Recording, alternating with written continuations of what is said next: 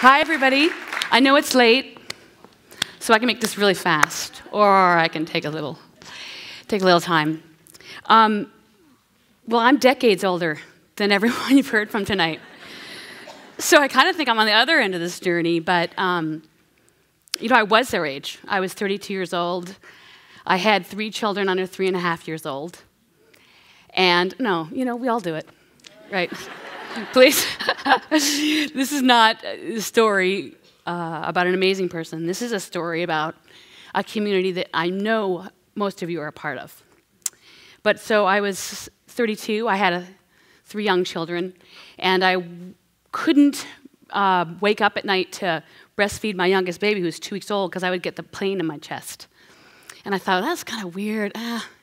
Maybe it's just because I eat donuts, and I should not, you know, there's a lot of choices I'm making that are wrong, so I tried changing those a little bit. Nothing helped. So I went in for a physical. And they gave me a chest x-ray. And it was weird. I'm like, that's so weird to give me a chest x-ray. But it's good, physical, chest x-ray. Friday morning, they called me, and they said, would you come in for a CT scan? So remember, I've got these 3 kids, so I have a couple car seats and a teddy thing. What are they called? You know, for the baby right here. And I went in and I lined the kids up against the wall. And I thought I'd be at the park in 45 minutes. So I got strapped down. I didn't realize they injected you. Remember, I mean, this is all brand new to me. And they said, you're going to be in there for 20 minutes. We'll watch your kids. You know, if we hear from them, but they were coloring or they were whatever. I'm like, good luck. And it was kind of engaging and entertaining that they thought that I could leave them there and everything was going to be fine. And there's something about this whole thing that was surreal from that moment when I lined 3 children under 3.5 against a wall. And the 40 minutes was 30 seconds. They moved me in to the tube. They pulled me out of the tube. And the person through the window, if you've ever had this test before, you know, they send you out there by yourself. You're going to get all the radiation. They're going to go behind a wall. They're going to go behind a wall, and they're going to sit there and wave, and you're going to wave back, and then they're going to talk to you through an intercom system. So they rolled me back out, and they said, thank you so much. But there was a tear coming down her face, and I was like, oh, my God. Her brother must have died. Her child, you know, must have, you know, tripped off the bus and broken his kneecap. Like, I could not even imagine what could possibly have happened to this poor woman. And so I said, thank you so much. You know, I'm so sorry. Yeah, let's get the needle out. Let's just get these kids out of here before something else terrible happens to you. I'm so sorry. And she waved goodbye. I waved goodbye. And of course, you know, there's no exit. There's no one saying, thank you so much. We'll see you soon. So there I am with the 3 kids. I do end up going to the park. And then at about 4 in the afternoon, I got a call saying, actually, you have 2 tumors in your right lung, and you need to go have them operated on Monday morning at 6:30. And I thought, okay, I guess that's what we're doing. That seems real. And you know, that feeling when you're kind of like, almost like when you're going to get married. Is it the right decision? Is this the right person? Am I going to be okay? And the ultimate, should I be afraid? And I thought, you know, this can't be scary. Everybody does this. I mean, I know so many people who have cancer, right? This can't be scary. This isn't going to be cancer. I'm Lee Rhodes. I've got the 3 kids. I'm super fun. I'm just that. And so went in Monday morning, 2 tumors, cancer, in the hospital. I came out, still had the 3 kids. Well, you guys still here? And it started a 7-year journey. But it wasn't a journey that I went on by myself. I went on a journey with a wonderful group of people, and most of them are still with me, and then some of them are maybe here in this room. because what happened was someone blew a little vessel, a little colored vessel, and I dropped a little tea light in it, and it lit up. There's some more slides if you want to change them. I don't have my thing. Okay, well, that's making, I got to that one last. Anyway, and so I dropped it in, and it lit up, and it's the glassy baby that perhaps some of you know or some of you don't. At the same time, I was in chemotherapy, and chemotherapy rooms at that point, I was in the basement of the University of Washington Hospital.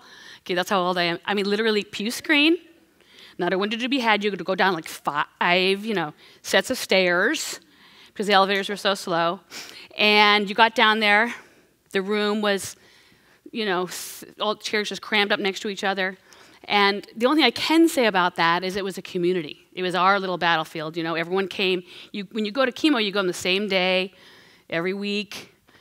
And so that was my world, and those were my people. And I did 23 months of chemotherapy, but over the course of time and radiation, I did it all, but what I didn't know when I started my treatment was that there's some people who don't have family. They don't have a hot meal. They don't have $16 to park for an hour. They don't even have a car. They don't have $5.50 to come in on the bus from Enumclaw. And so my little family that I really don't know their names, but they were so important to me. They were who I saw. We all waved. How are you doing? How's you lost your hair? All the choices we were making together. And they started to disappear. Some people would not be able to come because they could not, Ivars would not let them have that Friday afternoon shift anymore. So they had to switch, and then they stopped coming to chemotherapy. The realities, without, let's not be downers. This is just, we can talk about the rain if we want to get down. The fact of the matter is, I didn't know. I had no idea. This was, and it's not like I consider myself to be obtuse or not aware. I feel like I'm compassionate. I try to be. Not like you past Pacific Northwesters where everyone's waving everyone to go on the 4-way stop. I'm like, okay, I'm from Boston. Could somebody go? Not like that. So, and it was new to me, and I'd never seen it before. And at the same time, I dropped this tea light in this the little tea light we all have on that kitchen island into this bright, beautiful colored thing. And you know what? There was a little marriage there. I thought, you know what? I don't have millions of dollars. I don't even have $1 million. But I feel like this little thing, when I dropped that tea light in that colored candle, and it lit up, and it had a spirit of its own. There was a flame dancing around in a color, and it affected me. It had a high impact in my life. And people would come over, people made me more, so people would come over, and I'd give them to them, and they were lighting them for me in their houses. So all of a sudden, I didn't have 17 Tupperwares in my kitchen wondering whose is whose. I had people sitting home, spending 30 seconds, that's all it takes, saying, I love her.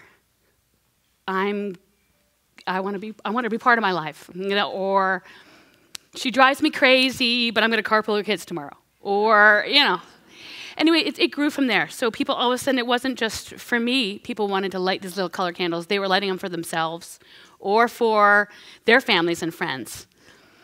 And it just started like that. People wanted more, so we ran around Seattle, and I would drag color bar around Seattle and go to glass blowers and have them make these, and they thought I was crazy. I don't blame them. What you want, cups, and in the beginning they were tall, they were short, they were wide, but I tried to always fit them in a soup container. And, those are drinkers. And so eventually we started selling them right out of my garage to the point where people would come. You know that midnight flight to Hawaii, which everyone thinks is so great? So let's go buy Lee's on the way to the airport. Right? We'll get some glassy baby for our trip. And, but that was 10 o'clock at night, and I, again, 3 young kids, still there. So it just got to be, too much. So I had to make a decision, and I'm not a business person, believe me. It's not even a passion of mine, and I have passions. So I had to decide, do I want to take this tiny little votive vessel, whatever, idea, and grow it? And this is the thing. In the back of my mind this whole time, I'm like, how do I help those people who don't have $16 to pay to park? Who don't have, there's this huge, huge void between health insurance and healing. Like, I'm not going to tell you what you need to heal, but I'd sure like to give you $300 to go do it. I mean, if it's a pair of blue jeans or a bottle of scotch, that's not my role.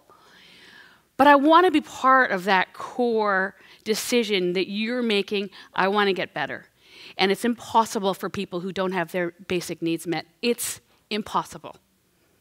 And so somehow, I don't know, I got the gumption to say, okay, we're going to just go do this.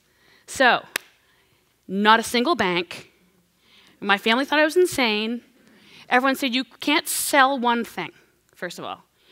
You can't sell one thing and make it in America. And here's the key. Here's the key, which if anyone knows Glassy Baby, you know this. You can't sell one thing, make it in America, and give 10% away of gross. Now, I know it's really, cause marketing, cause everything is so groovy now, but this was in 2001.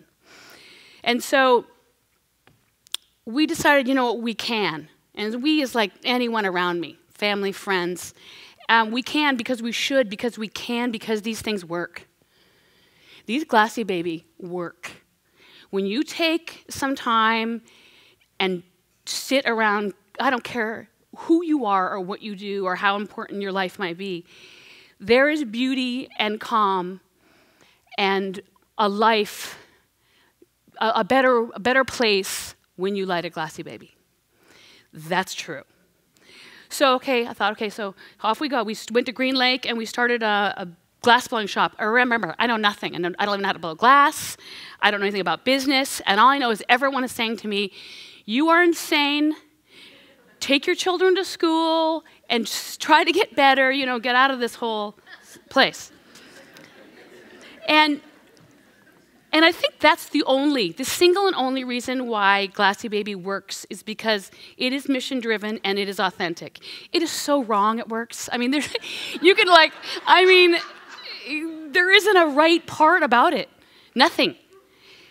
But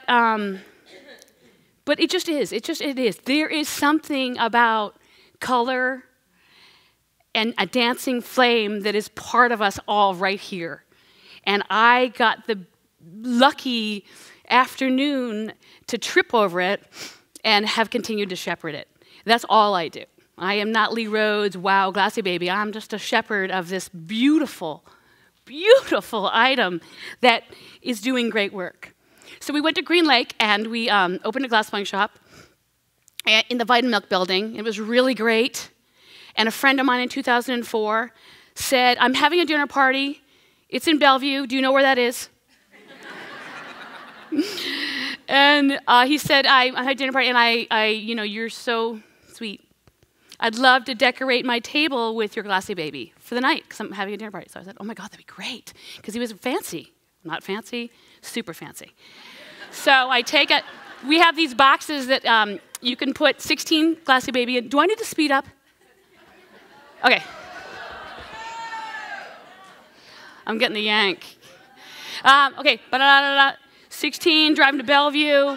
The guy puts them on his table, and there's a guy sitting there who had to go to Martha Stewart's birthday, swear to God, the next day. You can't make that up. I'm like, oh my God, really? And so Jeff called me, and he said, Lee, strangest thing happened last night. Can't say his name. Asked if he could take these with him because he's going back to Martha Stewart's birthday. I just hope you're okay with that. I just sold 16 for you last night. I'm like, so off they go. I think really nothing of it. The next day, my phone rings, before cell phones. Hi, this is Martha Stewart.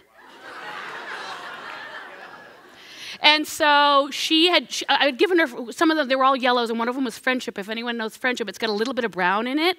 Don't worry. She circled the brown, sent it back to me, and said on the phone, this is what the color I want to make, and will you come on my first show? So there you go. I think I've got a... Okay.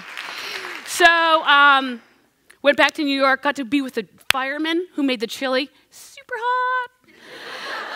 And Laura Linney, love her. Love Laura Linney. And she and Martha didn't get on. It was fantastic. I was like, yes. It was great. Okay, and so I'm wrapping it up. So that was 2004. And of course, with just my luck, remember, not the business person, I built out an entire hot shop. They cost like $500,000. It's a total nightmare. Build it out. And the guy says, you know, actually, I'm going to tear the building down and build condos. Totally in his right. So I moved to Madrona, where we've been since 2007. We're super happy there. There's another, and so 2007, I go on a ski vacation with those still 3 kids, still here. We went to Jackson Hole, and I came back from vacation, and there was a message on the phone mail, and it said, hey, Lee, this is Jeff Bezos, and will you call me back? I'm like, no. Why would I call Jeff Bezos? I mean, that would be silly. I don't even know him. I do not know him. So, and then, so I didn't call him back. 3 weeks later, his office called again, and then the third time his office called, and this guy who was helping me, wonderful guy, he said, you know what, you might want to just call him back. And I said, I can't even imagine. I make votives. You know, they warm the cockles of your heart. He's Amazon. And so he's a brand geek, come to find out. He's a total brand geek. And so when I called back, he said, you know, I want to be part of glassybaby. And I said, I think we're like diametrically opposed. I don't think it's going to work out. And I said, but if you want to be part of glassybaby, you've got to come see me. You got to come meet me. So he got in his like Datsun B210. Swear to God. Well, you'll have to ask him. I can't remember what kind of car, but it was not great, not fancy. And he drove to Madrona, and he got out of his car, and I had the best hour almost of my life. He's funny. He's gracious. He's kind, and he's really smart. And he's really smart. And I said to him, I said, Jeff, you know what my dream is to take over 1 billion of the $38 billion flower industry. You know why? Because it wastes water. Because they're cut flowers from South America, and because there's room for me. There's room for little pieces of glass that have names, that have stories, that help you say things you can't say. There's room for getting together and every year giving the woman who's most important in your life the most beautiful thing in your life. And so her collection grows, and she becomes your best friend, and she remembers every glassybaby you gave her and when and why. And he said, bang. So anyway, he invested in me then. And it's gone on, so we're on a roller coaster ride. I'm going to finish up. We're at $6,268,000 in giving. Now I can't. I'm not a business person, and I can't do math, but divide that by 44 because that's a lot of glassybaby. And so there's a lot of love from me to everyone in this room that's ever bought one. We give $4.40 off of every glassybaby you buy, $7.50 for a $75 one, and $55 for the drinkers if they ever come up again. We make them in Madrona, and we make them in Berkeley now, and we will never change our mission. We will never not give 10% away, and I gave away 10 times more last year than I made. Thank you.